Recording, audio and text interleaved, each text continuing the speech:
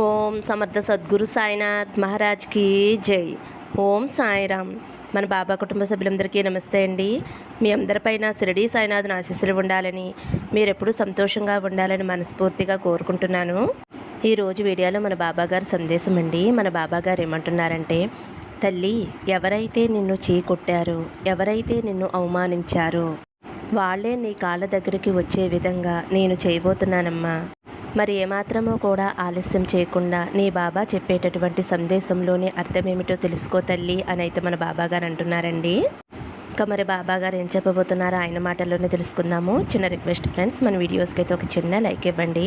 అలాగే చాలామంది గురువుగారు గురించి అడుగుతున్నారు కదండి. అక్క, గురువుగారు గురించి చెప్తున్నావు కదా, ఫోన్ ద్వారా మనకి ఏ సమస్యకైనా పరిష్కారం చెప్తారా అని అడుగుతున్నారు కదండి. ఖచ్చితంగా ఫోన్ ద్వారానే మీకు ఎటువంటి సమస్య ఉన్నా సరే ఆ సమస్యకు తగిన పరిష్కారం అయితే గురుగారు చెప్తారండి. శ్రీ షిరిడీ సాయిబాబా ఆశీస్సులతోటి గురూజీ శివరామరాజు గారు జ్యోతిష్యం చెప్తారండి. ఫోన్ నెంబర్ వచ్చేసి 9115777660.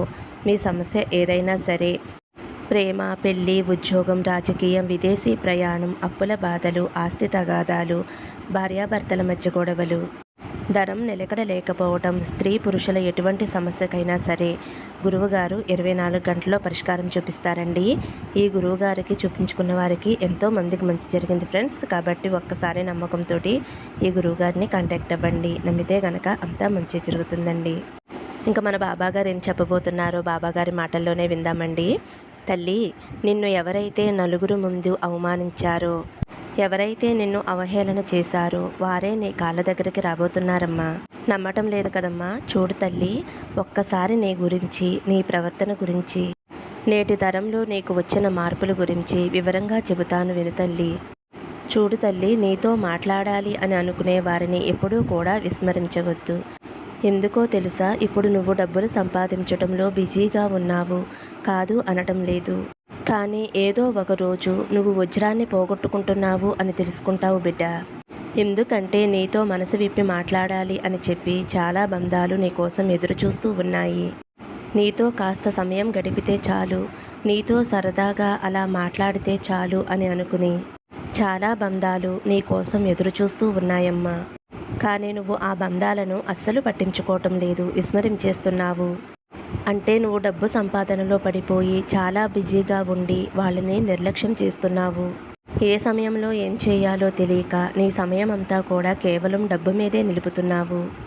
అది కూడా ఎందుకో తెలుసా? నిన్ను ఎవరైతే అవమానించారో, నిన్ను ఎవరైతే బాధ పెట్టారో వారికి గుణపాఠం చెప్పాలి అనే ఉద్దేశంతో ఆ దిశగా నీ పరుగులు ఎక్కువైపోతున్నాయి. ఒక మాట చెబుతాను వినమ్మా.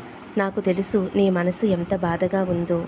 ఎవరైనా నిన్ను హేళనగా చూసినా, అవమానించినా, ఏ డబ్బు కోసమైతే నిన్ను చిన్నచూపు చూశారో వారందరికీ కూడా సమాధానం చెప్పాలి అనే ఉద్దేశంతో నువ్వు డబ్బు సంపాదనలో పడ్డావు. నేను ఒప్పుకుంటాను తల్లి. కానీ వారి అవమానాలను, వారి చిన్న చూపులను నువ్వు పట్టించుకుంటే జీవితంలో నువ్వు ఎప్పుడూ కూడా ప్రశాంతంగా ఉండలేవు. ఎందుకంటే మన మనసుకు తగినట్లుగా, మనకు నచ్చినట్లుగా మనం బ్రతకాలి. అంతేకాని ఎవరో ఏదో అన్నారని, మనల్ని బాధ పెట్టారని వారి కోసం మన సంతోషాన్ని, మన సమయాన్ని, మనతో సంతోషంగా ఉండే బంధాలను దూరం చేసుకుంటామా చెప్పు తల్లి? ఒక్కసారి ఆలోచించమ్మా. డబ్బు నీకు అవసరమే, ఒప్పుకుంటాను. ఎప్పుడైనా నీకు దేనిలోనైనా కొరత అనేది ఏర్పడిందా చెప్పు తల్లి? నీకే కాదు, నా భక్తులు ఎవరైనా సరే తిండికి కానీ, బట్టలకి కానీ, వసతికి కానీ ఇప్పటి వరకు ఏ లోటు లేకుండా అన్ని విధాలుగా నా మీద నమ్మకాన్ని ఏర్పరచుకున్న ప్రతి భక్తుడికి, ప్రతి భక్తురాలికి కూడా నేను వారికి తిండికి, బట్టకి, వసతికి ఎలాంటి లోటు కూడా లేకుండా చూసుకుంటూ వస్తున్నానమ్మా.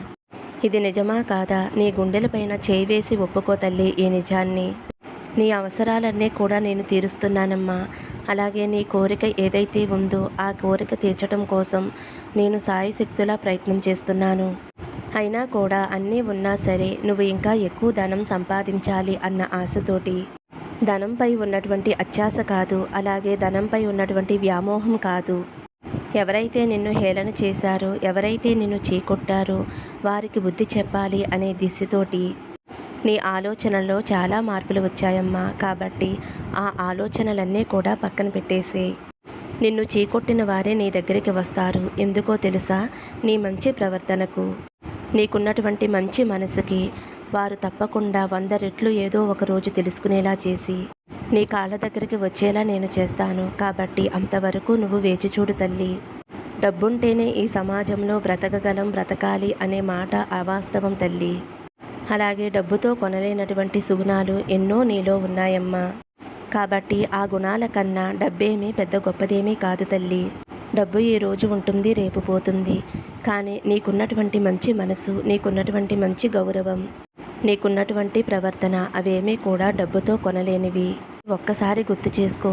నీతో మనసారా మాట్లాడాలని, నీతో మనసారా గడపాలి అని నీ కోసం చాలా బంధాలు వేచి చూస్తున్నాయి. కాబట్టి వారితోటి సమయాన్ని కేటాయించు తల్లి. డబ్బు ఎప్పుడైనా సంపాదించుకోవచ్చమ్మా. నీ అవసరాలకి, నీ కుటుంబ అవసరాలకి సరిపడ డబ్బు ఉంటే చాలు కదా తల్లి. నీకు ఎలాంటి అప్పులు ఉన్నా సరే అవి తీరటానికి నీకు మంచి మార్గం చూపిస్తానమ్మా. అంతేగాని ఆ డబ్బు కోసం నీ సమయాన్ని వృధా చేసుకోవద్దు తల్లి. నీ ఆరోగ్యాన్ని పాడు చేసుకోవద్దు. అలాగే కాస్త ప్రశాంతంగా ఒత్తిడి లేకుండా ఉండాలి అని అనుకున్నా సరే ఉండలేకపోతున్నావు. కాబట్టి ఈ డబ్బు కోసం నీ మనసుని, నీ శరీరాన్ని కష్టపెట్టుకోవద్దు అని నేను చెబుతున్నాను అని గుర్తుంచుకో తల్లి. కొన్ని బంధాలు మనకి ఎంత ముఖ్యమని మనం అనుకున్నా సరే కొన్ని సమయాలలో వారికి మనం పరాయి వాళ్ళం అవుతాము. కాబట్టి డబ్బుకు నువ్వు కనుక ఇప్పుడు ప్రాధాన్యత ఇస్తే నిన్ను కావాలి అని అనుకున్న బంధం నిన్ను దూరం పెట్టవచ్చు. నీది తప్పు అని నేను అనడం లేదమ్మా. చక్కగా నీ పని నువ్వు చేసుకుంటున్నావు. ఎవరి మీద కూడా ఆధారపడడం లేదు. నైపుణ్యంతో ఉంటున్నావు. మంచి మెలకువలు నేర్చుకున్నావు. అన్ని విధాలుగా కూడా నువ్వు ఎంతో నైపుణ్యం చెందావు తల్లి. నీకు అన్నీ కూడా కలిసి వచ్చేలా, మంచి రోజులు నీ జీవితంలోకి వచ్చేలా నేను చేస్తాను తల్లి. కాబట్టి ఈ విషయంలో నువ్వు ఏమాత్రమో కూడా అసహనాన్ని కానీ, అధైర్యాన్ని కానీ పెట్టుకోకుండా నా మీద నమ్మకంతో ధైర్యంగా ఉండు తల్లి. ఎక్కువగా నిన్ను ఎవరో ఏదో అన్నారని, వారికి ఎలాగైనా బుద్ధి చెప్పాలి అని నువ్వు ఏవేవో ఆలోచనలు అయితే అస్సలు చేయవద్దు. నీ సమస్య ఏమిటో నాకు తెలుసు. జీవితంలో కొన్ని సమస్యలు సహనంతో పరిష్కారమవుతాయి. కాబట్టి నీ సమస్యకి నువ్వు ఎంత సహనంగా ఉంటే అంత మంచి పరిష్కారం అనేది దొరుకుతుంది తల్లి. ఇది నా మాటగా ఎప్పుడూ కూడా గుర్తుంచుకో అమ్మా. ఎందుకంటే నా బిడ్డలు ఎప్పుడూ కూడా ఒక మంచి స్థాయిలో ఉండాలి అని చెప్పి నీ బాబా తండ్రి తహతహలాడుతూ ఉంటాడు. జీవితంలో ఎప్పుడు ఏమి జరుగుతుందో అనేది మన చేతుల్లో లేదు తల్లి. కాబట్టి ఎప్పుడు ఎలా ప్రవర్తించాలి అనేది మన విజ్ఞతకే వదిలేస్తాడు ఆ భగవంతుడు. కాబట్టి ఈ విషయాలన్నీ కూడా తెలుసుకుని నీకున్నటువంటి బంధాలతోటి ఎలా నడుచుకోవాలి, వారితో ఎలా ప్రవర్తించాలి, వారికి ఎలా సమయాన్ని కేటాయించాలి, వారిని ఎలా ఆనందపరచాలి, ఈ విషయాన్ని నువ్వు తప్పకుండా గుర్తుంచుకో అమ్మా. నువ్వు నిర్లక్ష్యం చేస్తే బంధాలు దూరం అవుతాయి అని తెలుసుకో. చెప్పాను కదా తల్లి, నిన్ను చీకొట్టిన వారు తప్పకుండా నిన్ను వెతుక్కుంటూ నీకు క్షమాపణ చెప్పే రోజులు వస్తాయి. ఆ రోజు వచ్చేలా నేను చేస్తానమ్మా. కాబట్టి నువ్వు దేనికి కూడా పాకుళ్ళాడకుండా, డబ్బు కోసం పాకుళ్ళాడకుండా నీ బంధాలతో కలిసి ఆనందంగా, సంతోషంగా ఉండు. నీకు తోడుగా నీ బాబా తండ్రి ఎప్పుడూ ఉంటాడు. సర్వే జనా సుఖినో భవంతు. సమస్తం సద్గురు సాయినాథార్పణమస్తు. శుభం భవతు. జై సాయిరామ్.